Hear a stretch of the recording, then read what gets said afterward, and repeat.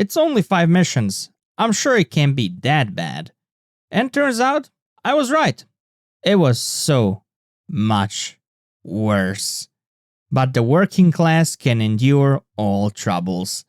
Cue up the Soviet music.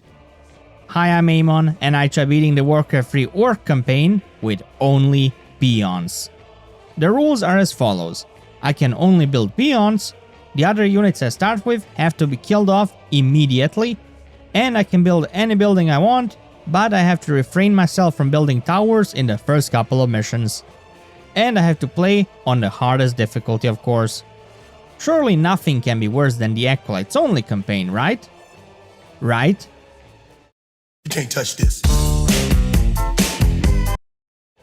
The first 2 missions are no build missions without any peons, so we start on mission 3. The level starts with a bunch of units who are supposed to help Grom take out this little outpost. But instead I used the time to kill them all off. I also took that time to make a town hall while Grom was cleaning up the last few buildings to steal some extra seconds of mining. And once he was done, he started attacking the blue enemy base, which means the blue base is soon going to attack us. But in the meantime, I built around 20 workers and I sent them north. The objective of the level is to kill the harpies guarding the observatory and then hire 2 zeppelins. And instead of destroying the whole base, I just smuggled my workers north through the blue enemy base, and around 10 of them survived the trip. Now all I had to do is build 5 or 6 burrows and kill the harpies with them, and that's it. But I should have known, no workers only mission is ever gonna be cheesed in 10 minutes. Turns out, the enemy neutral camps have a huge aggression range towards buildings being built in their vicinity, even if they don't have vision of them. Once I started building even 1 burrow, a flock of harpies and centaurs came in to ruin my day. So that means I had to do this mission the good old-fashioned way. So I restarted, I again killed off all my units, and then I again built a town hall. But this time I did something different. Grom was left on his own to finish these buildings. And that does take a while. In fact, it takes enough time for me to build several buildings around the remaining farm. And those buildings, coupled with a couple of hold position peons, prevent good Grom here from attacking the farm. And that prevents him from moving to attack the enemy bases, which means they will have no idea I'm here and won't send any attack waves after us. And this allowed me to mine a bunch of gold and make a huge army of peons and a couple of burrows in front of the blue enemy main base. And when I was ready, I destroyed the last farm, which triggered Grom to start attacking the blue base. And helping him fight was this huge army of 100 workers.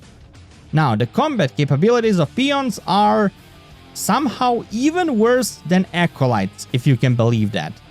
They have 30 more health, sure, but they attack slower than acolytes, making them even worse at targeting stuff down. So I have a feeling the rest of the campaign is going to be a lot of fun. Burrows and towers that are being built in combat have the highest target priority, meaning the enemy will prefer attacking them over my peons. Which in turn means I won't really be able to make any buildings in combat until a part of the enemy base is cleared, which will make busting bases even worse than in Acolytes only. The only positive thing I have going for me here is the pillage upgrade, which surprisingly works for peons too.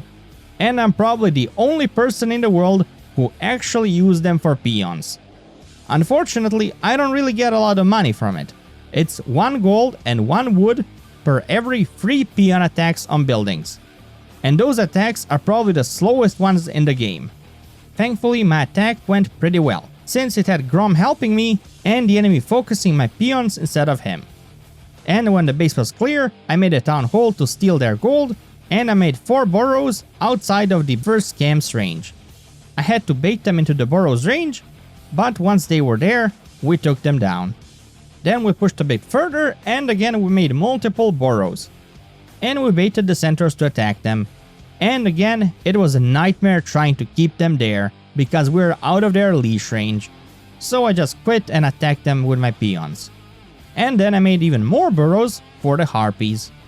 And again, since I was out of their leash range, I had to constantly bait them to attack my peons to bring them closer to my burrows. So it took me 5 minutes to take them all out, despite having infinite firepower here. But okay, after we were done, I brought Thrall there to hire 2 Zeppelins, and that was it. Such a frustrating level, and this was supposed to be the easiest mission I'm going to face. God have mercy.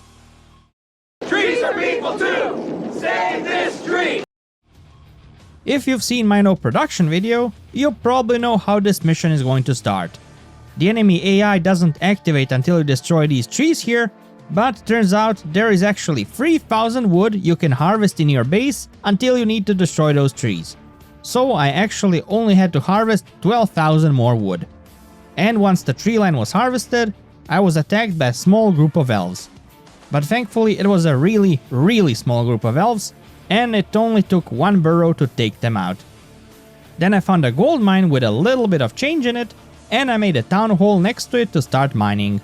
I also surrounded it with a bunch of burrows to keep it safe. Then I just kept out pumping workers like we're in the Soviet Union. I sent a couple of workers north to build 2 burrows, which was enough to take down the defenders of the giant tree there. And then I built a burrow next to it, and I watched it getting soaked in arrows while it defenselessly pleaded for its life. If only it were able to, for example, get up and run away or attack me or something. But alas, it perished in flames. Only figurative flames though, the lumber on it was still there, and my lumber count is increased by 3000. Then an attack wave attacked me in the middle, but by then I had several rows of burrows and enough workers to fill them all, so they never stood a chance. After that I did the same thing as before with the giant tree in the south. I made 2 burrows, then I took out its defenders, and then I took out the tree with a bunch of arrows.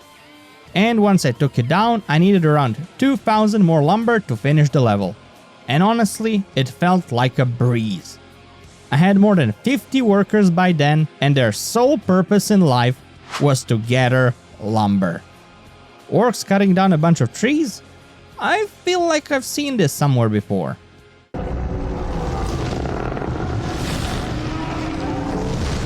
Trees are strong, my lord. Their roots go deep. Rip them all down. Well, in any case, I gathered the lumber and that was it. This was the one and only mission in this run that didn't give me actual nightmares. But now it's time to continue our suffering. No time for play. Me not that kind of orc. The goal of this mission is to kill a literal demigod. So I'm gonna need all the help I can get here. That's why I'm gonna allow myself to build towers now. But don't think this is a get out of jail free card. My life is still gonna be hell. Especially because of this initial attack wave that strikes me with 1 billion units, with me having no combat units to defend myself with whatsoever. So I built a bunch of towers and hoped for the best. Thankfully the enemy does give me a bit of time to build up before they attack, so I had a bunch of towers to take down the initial enemy attack wave. The next part of the plan was to move north. There I started taking down a tree line and I started making some towers nearby. You already know about the problem with the neutral camps being able to sense buildings being made despite not seeing them. And well, these neutral camps have the same senses as the one on the first level. So I used a similar approach. I made a bunch of towers right outside their sensor range, and then I baited them to attack me, and the towers did the rest. The AI is still very janky when they are so far out of their position, so they constantly went back and forth and it took a bunch of time to get through this. So on my second group of bears, I again made a bunch of towers, but this time I baited the enemies by making a tower a bit closer than the first ones, to completely confuse them. Again, it took several attempts, but we got there in the end. My last obstacle before the portal were a bunch of satyrs, and I did the same with them. And after they were eliminated, I gathered a bunch of workers on one spot, and I told them to move through the portal. There were a bunch of satyrs and skeletons, and then satyrs and skeletons in my way, but 2 workers managed to get to the end of this hellhole, and the two of them started building towers right outside of the range of the defenders of the Chaos Fountain I need to capture. And you know the drill by now. Bait them and wait for the towers to do the job until they lose interest, and then bait them again. And after they were all dead, my units turned red with rage, giving them chaos damage. And when I said my units, that also includes workers.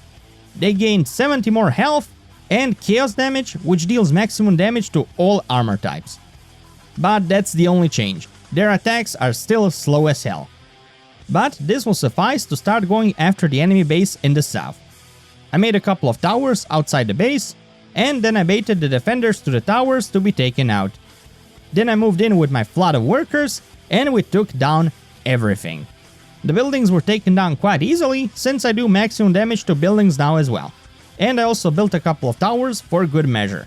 And then just as I was finishing the base, the demigod appeared with a bunch of friends. Now, you might have seen Cenarius being killed without getting the fountain before, but I bet you've never seen him get killed by a bunch of peons before. Until now. First I baited his friends to my towers, but then it was time to take out the demigod himself. The guy who can kill a worker in 2 shots. Unfortunately, he preferred spawning tree ants to shooting, so he just kept spawning them like there's no tomorrow. And those are quite annoying. The guy has huge range, mind you, and I wanted to build towers to shoot down the tree ants, so I actually had to build them quite far outside his range because, as we have learned on the first mission, buildings that are being built have the highest target priority for some reason. And Cenarius kept spawning tree ants until he actually ran out of forest to spawn them from. And since he was surrounded by workers, he couldn't really move, so I just had to deal with his attacks now. He likes to occasionally use his ultimate to heal himself, but his heal isn't unfairly powerful, so it just healed him up a bit. On the downside, he has a Thorns aura, which makes my workers take damage when they attack him, which was pretty annoying because my workers would die in a couple of hits. But on the plus side, I had 2 gold mines of income, so I was just pumping out workers like there's no tomorrow. So despite his heal, Thorns aura, and tree ants, he just couldn't keep up with the relentless tide of workers. And this is the story of how a literal demigod died to peons armed with pickaxes. You and me. Cohabitating. This mission ends up being quite forgettable in a usual playthrough. Oh, but it sure made sure I'm gonna remember it after this one. The beginning of this one wasn't too bad though. I made a couple of towers to intercept the initial attack wave, and then I moved north to move closer to the expansion. Unfortunately, the expansion is being guarded by a bunch of centaurs. Neutral centaurs. But neutral with a heavy quotation mark. And you'll soon see why. This, however, means I have to put my towers again a lot further away than I'm comfortable with. But after killing a few of them, I moved a bit further to kill the remaining 2 purple guys. And check this out. I got attacked by a blue attack wave, and the quote-unquote neutral camps not only didn't care about the griffins, but they actually used bloodlust to buff them. Literally unbelievable. But okay, after taking them down, I got another expansion, and now it was time to dig in. So I built several rows of towers to defend me. And now for the tricky part. The goal of the mission is to destroy the enemy base on the mountain, and that base is surrounded by a bunch of very strong griffin riders. So I had to build some towers in the base of the mountain to take care of them first. And then it was time to bring my workers onto the mountain. So I hired 4 zeppelins and brought a bunch of workers up there. But I did wait a bit for an attack wave to get out, so the base has less defenders. And now it was time for the magic. I was floating a bunch of resources by then, and I used some of them to make 1 billion towers at the base entrance. And then the towers started crushing the base defenders, and for a tiny little second, everything seemed like it was going to be fine. Spoiler, it wasn't. You see, the problem isn't killing the defenders. It's killing the buildings and the enemies who spawn from them.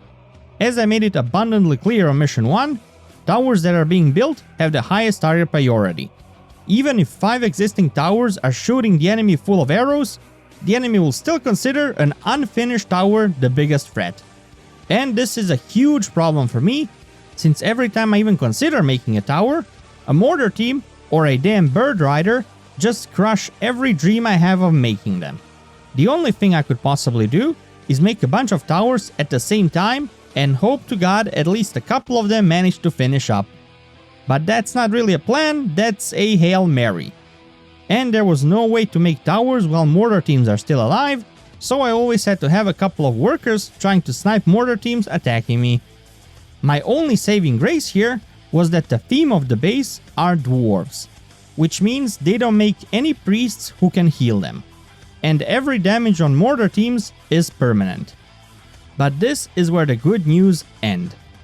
My only way of reinforcing my guys were zeppelins, which I filled with peons from my base, and since I had a solid amount of money, they came quite often. And after slowly creeping towards the base center with my towers, I managed to destroy the enemy barracks, and I made a couple of towers next to the enemy castle. But this is where we have arrived at another problem. Wood.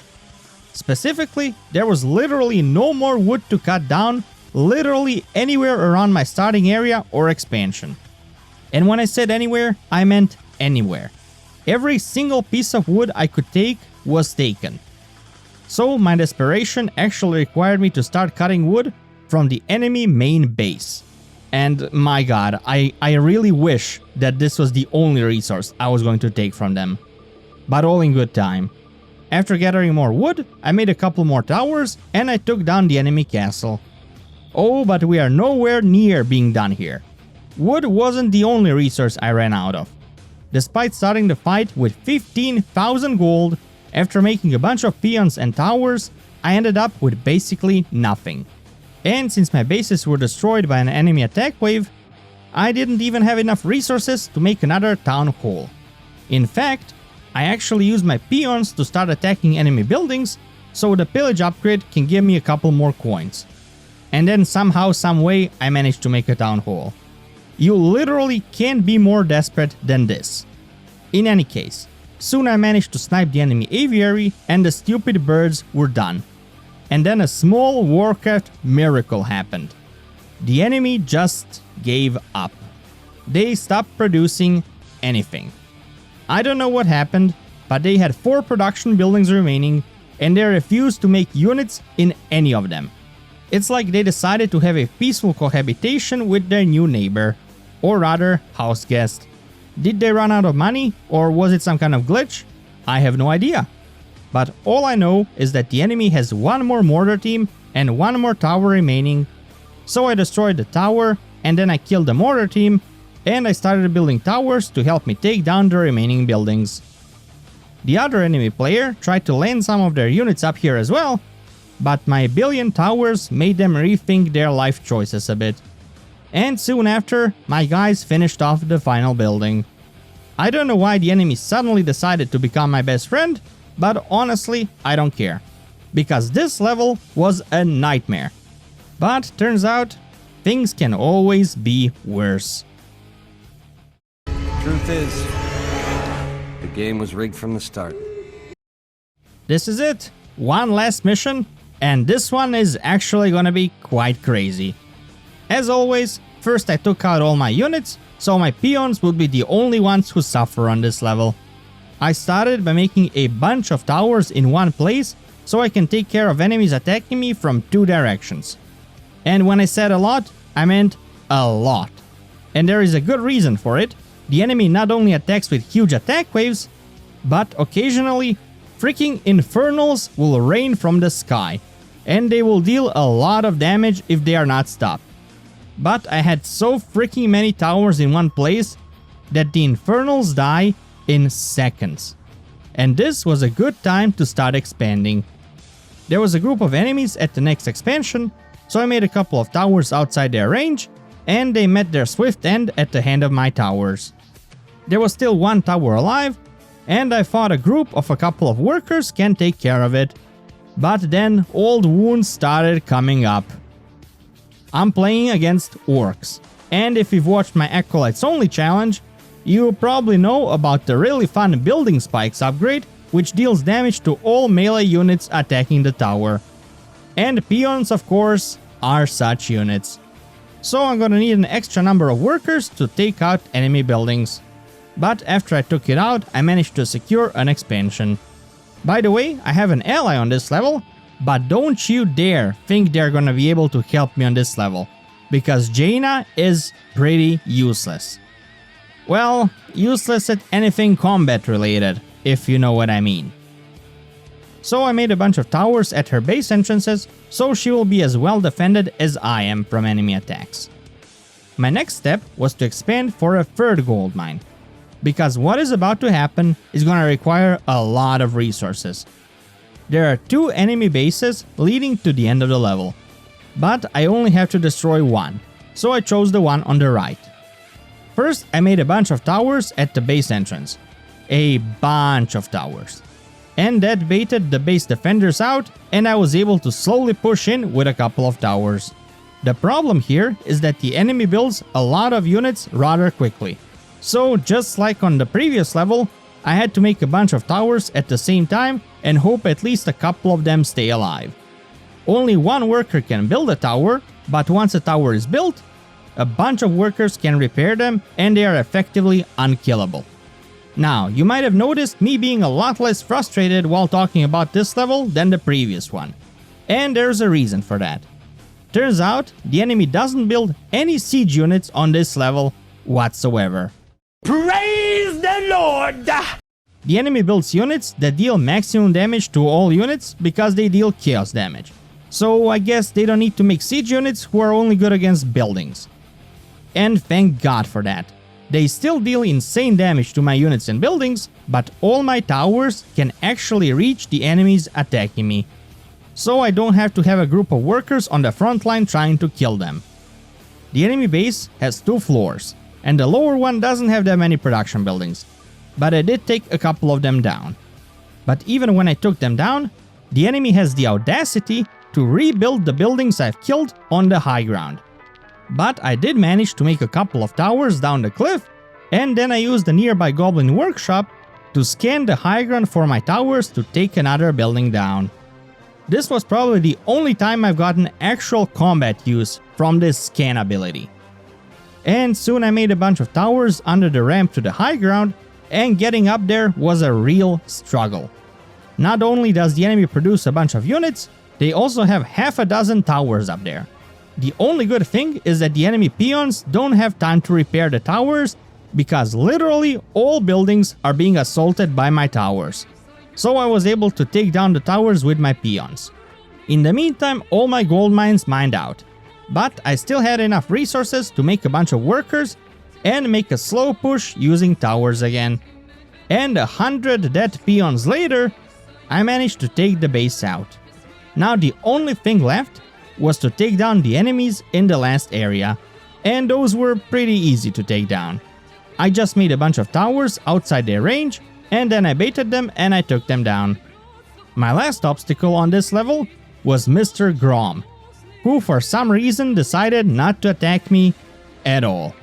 He was just standing there, which led to the most anticlimactic boss fight in history.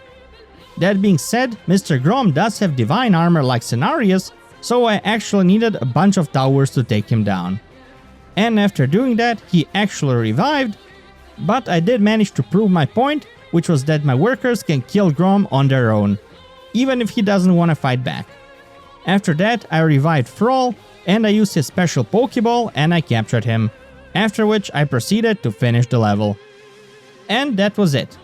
Once more, the working class has triumphed. And once more, the heroes took all credit for it. I'll admit, it was quite frustrating at times, but as a whole it was definitely less frustrating than Acolytes only. But something tells me that this was only the calm before the storm. Because next up is the Workers Only Night Elf campaign. So please prepare yourself for the slowest Workers Only campaign ever. Because there are going to be a lot of trees involved in that one. Notoriously slow trees that will have to defeat a freaking demon lord at the end. And yeah, I'm sure I won't spend a dozen hours trying to take him down with wisps only, in the most lore-accurate way possible. But more on that next time. Thank you so much for watching. I really appreciate the awesome support this series has been getting. Leave a like if you liked the video, and subscribe if you want to see more of my content. And I guess I'll see you in the next challenge.